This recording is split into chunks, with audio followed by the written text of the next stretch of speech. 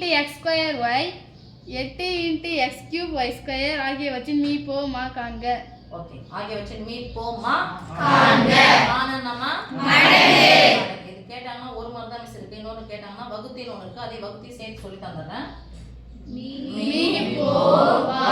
வானா வகுத்தி. வானானது வகுத்தி.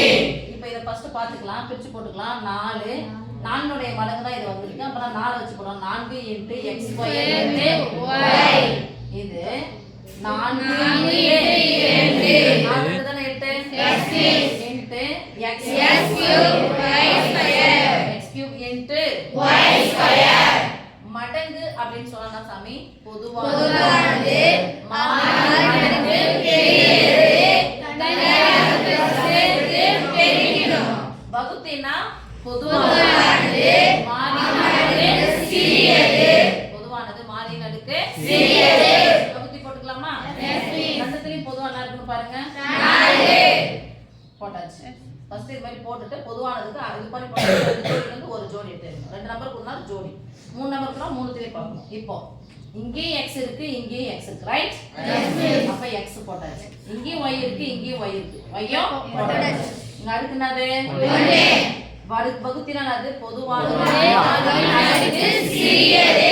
இப்போ x ன் அடுக்கு 2 சின்னதா, x ன் அடுக்கு 3 சிறியதா? இங்க போடணும். y ன் அடுக்கு 1 சிறியதா, y ன் அடுக்கு 2 சிறியதா? ஓகே, மடங்கு அப்படின்னா அது பொதுவானது மாறினதுக்கு சிறியது தனியாக சேர்த்து பெருகிடும். இப்ப பார்க்கலாம். பொதுவானது என்ன போட்டோம்? 4. இது தனியா இருக்குது ஒண்ணு. மாறி அப்புறம் பார்த்துக்கலாம். தனியா ஒண்ணு இருக்குது. 2 ஓகேவா? இங்கேயும் x இருக்கு, இங்கேயும் x இருக்கு போட்டாச்சு. இங்கேயும் y இருக்கு, இங்கேயும் y இருக்கு போட்டாச்சு. பொதுவானது.